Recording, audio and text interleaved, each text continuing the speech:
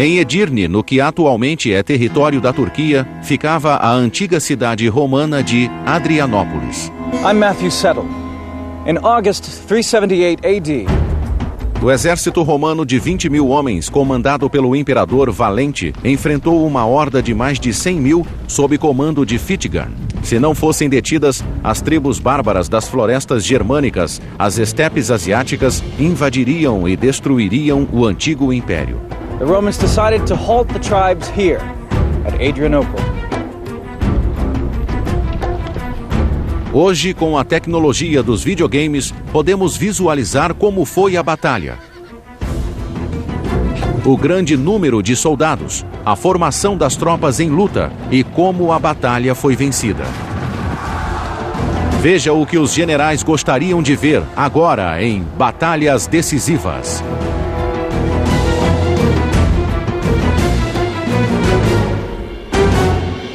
Batalhas Decisivas. No final do século IV, o antes poderoso Império Romano estava em maus lençóis. O colapso econômico, as invasões bárbaras e a guerra civil minaram sua força. Todas as fronteiras de Roma estavam sob pressão. Os bárbaros cercavam os portões. A civilização romana estava ameaçada. There was not the centrality that we had seen in the seven prior centuries. So it was more a conglomeration of peoples than it was a uniform language, a uniform culture, a uniform government that we'd seen. Para facilitar o controle e a defesa, o Império Romano foi dividido em Oriental e Ocidental. Em 378, o Oriente era governado pelo Imperador Valente e o Ocidente por seu jovem sobrinho Graciano.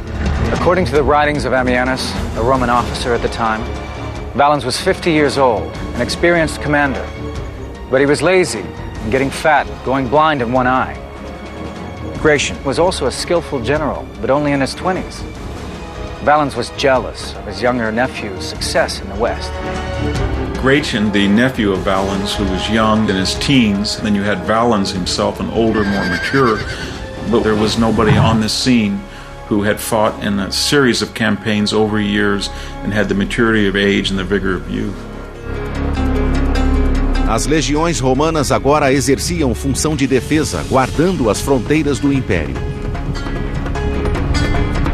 Os godos eram um povo nômade que partira de sua terra natal superpovoada, provavelmente Escandinávia, e viajara rumo ao sul. Por mais de 100 anos, os godos e os romanos se enfrentaram no Oriente, no rio Danúbio. They did not seek to have a chunk of the empire. They sought admission to the empire. And the reason they sought admission to the empire was that their world had been destroyed by the arrival of new peoples, primarily the Huns.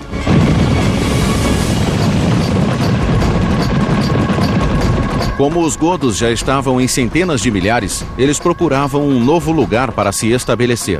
Então iniciaram a invasão de territórios romanos. No final, os romanos concederam aos godos a condição de refugiados e permitiram que cruzassem o Danúbio. There were no census data to project how many hundreds or thousands or tens of thousands of people might be coming in. The commander on the scene would have been able to say to a boatload, "Sure guys, come on in, you can bring your wives and family." The Danube is a huge river, up to half a mile wide. But the Goths were desperate, so in 376, they climbed aboard small rafts, boats, even hollowed out logs and began to cross the swollen river. Some of them even tried to swim. Hundreds drowned. But the horde finally crossed it, and the Romans were alarmed with its size. They crossed the river, they were encamped generally outside of these towns, and the food supplies ran out. According to our source, Ammianus Marcellinus, the Goths were so starved that rather than watching their children perish, they traded their children as slaves, sold them into slavery, and in return received dogs to eat. Centenas de refugiados famintos, desabrigados e fortemente armados acamparam dentro das fronteiras do Império. A local Roman leader, Lupicinus, panicked and ordered the assassination of the Gothic leaders. Lupicinus invited the leaders to a banquet, and the banquet was going to be their last banquet. He set the stage for a massacre. Some of the Gothic commanders got out alive. One of them was Fritigern. Muitos morreram, mas o chefe tribal Fritigern escapou e liderou os godos em uma revolta aberta.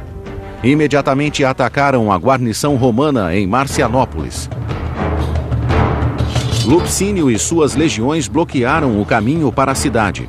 Mas em vez de atacar em uma frente ampla, os godos formavam longas colunas.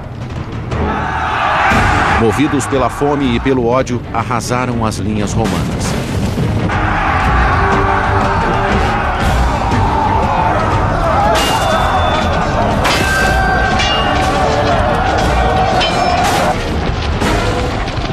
Lupicínio escapou.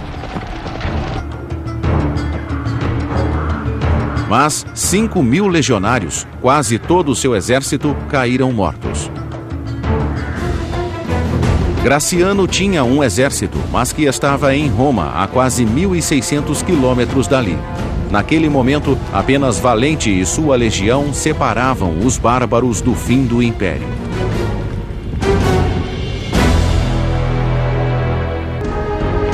Os godos cresciam em número sem parar, com a adesão de outras tribos de refugiados, com os alanos, com a volumosa cavalaria e os hunos. Como uma praga de gafanhotos, os refugiados cobriam a terra. Finalmente alcançaram a grande cidade de Adrianópolis.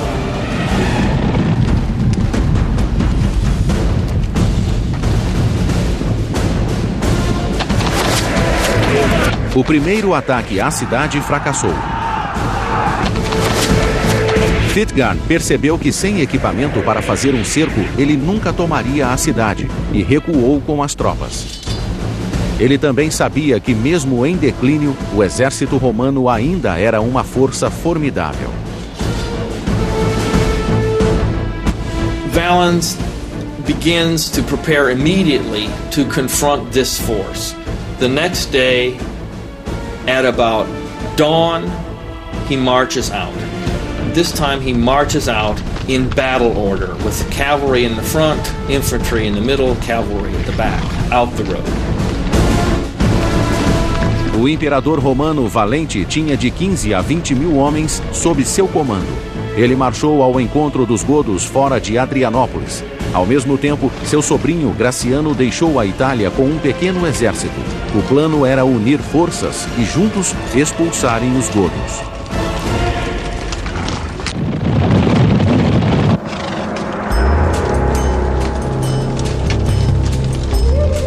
Valente acampou longe de Adrianópolis e enviou batedores para espionar os godos.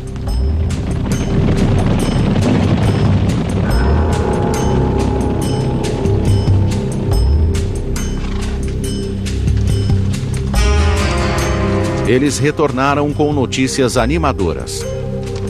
A horda bárbara não estava tão vasta. Fritigern não tinha mais que 10.000 homens. Valente os superava em pelo menos 5.000. Valens had to make a quick decision. If he attacked now, he would stand a good chance against a small force. His battle-hardened legions would scatter the poorly disciplined tribesmen. E ainda havia outro atrativo. Se ele vencesse sozinho, não teria de dividir os louros com Graciano. My guess is that the Emperor Valens actually had an abiding jealousy of his nephew. Um grupo de generais de Valente queria atacar, mas o comandante da cavalaria sugeriu esperar por Graciano. E em uma carta, o próprio Graciano aconselhou Valente a esperar um pouco.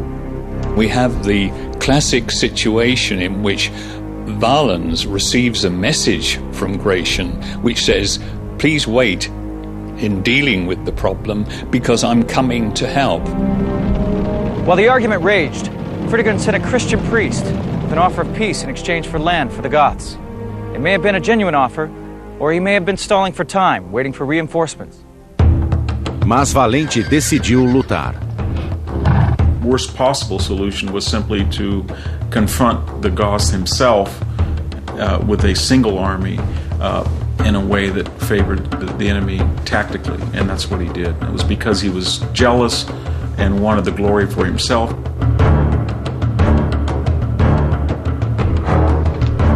9 de agosto de 378 foi um dia muito quente.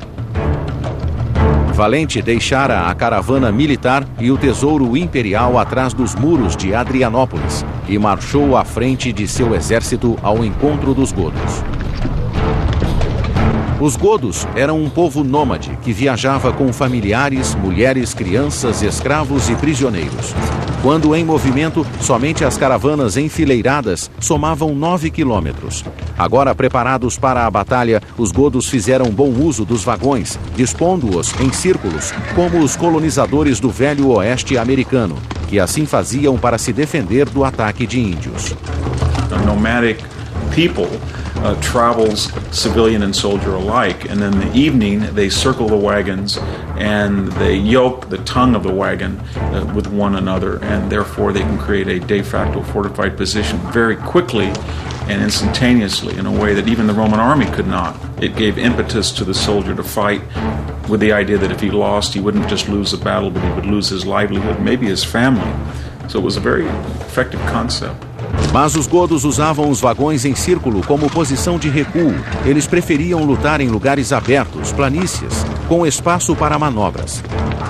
O exército romano que enfrentou os godos ainda lembrava o exército de Júlio César e a Roma de 400 anos antes.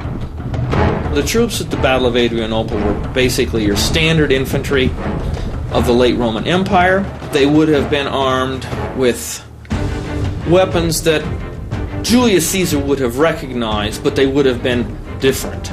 The shield was a different shape, the sword was a bit longer, the armor was essentially the same as in the days of Julius Caesar. Fitgarn formou suas tropas bem em frente ao círculo de vagões, mas não tinha intenção de lutar. Estava tentando ganhar tempo e preparando uma armadilha para os inimigos romanos.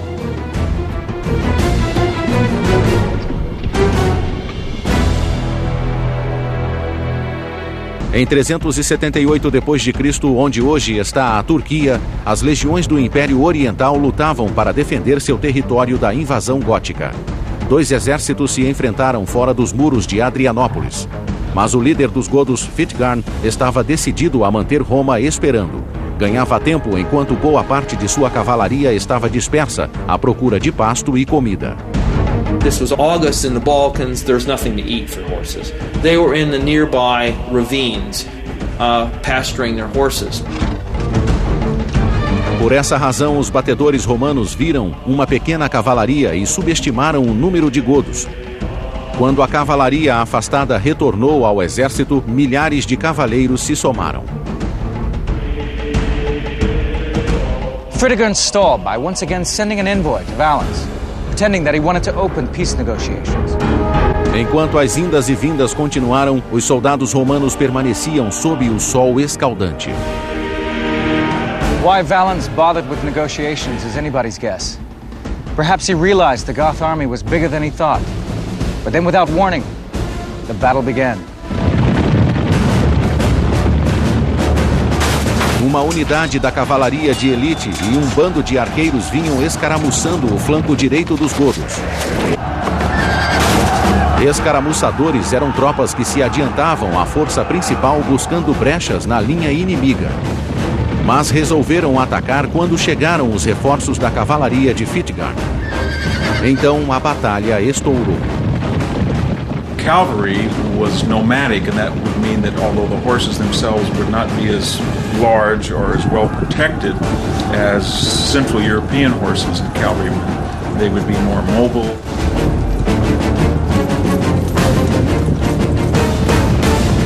A nova cavalaria de Fitgarn passou pelos escaramuçadores que bateram em retirada.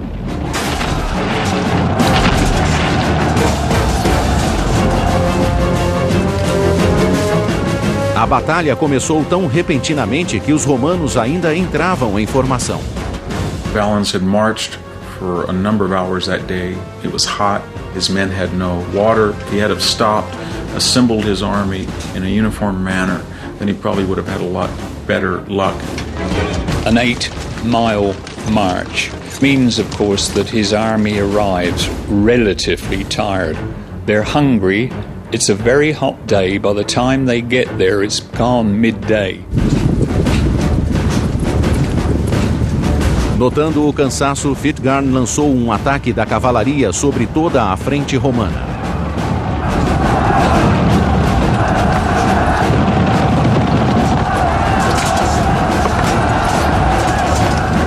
There was chaos in the ranks. The whole Roman army seemed to be in retreat, but then slowly began to rally as soldiers shouted encouragement to one another.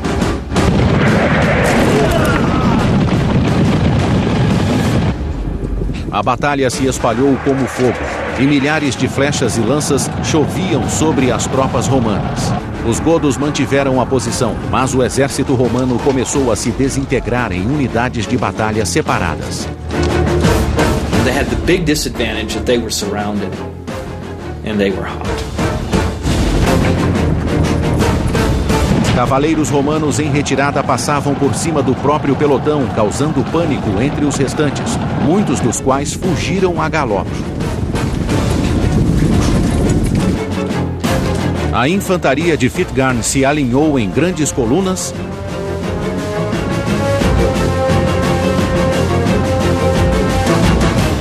e iniciou um ataque impetuoso, arrasando as tropas romanas como bate-estacas humanos. A luta corpo a corpo começou. Key to remember, they were an individual, tribal force that put more emphasis on individual kills, individual prowess in battle, rather than marching in time, advancing on order. Os poucos cavaleiros romanos que permaneceram no flanco esquerdo tiveram de recuar e fugiram na confusão.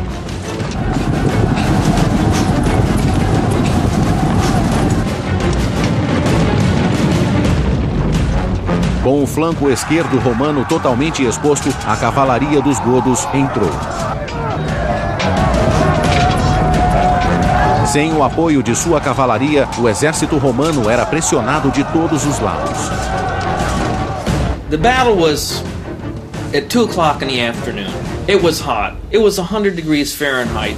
Soldiers started at dawn, force marched, hadn't eaten, no noon meal. And they were surrounded and cut down. A first-hand account about the last moments of the battle were recorded by the Roman officer and historian, Ammianus.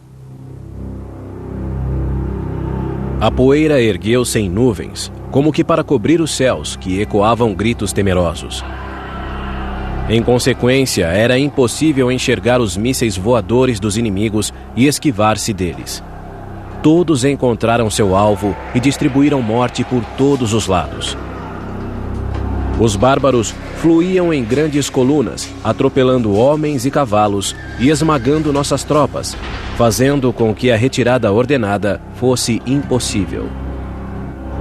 Ammianus has a very vivid description of heads flying, limbs cut off, and the chaos, the dust, the panic, the shouting, the screaming of what happens when you have several thousand men who know they're going to die and there's no way out. O massacre foi horrível. No final da batalha, 2/3 do exército romano, pelo menos 10.000 homens, haviam morrido. Entre eles, Valente. The emperor died either on the battlefield or he got away a brief moment to a farmhouse nearby.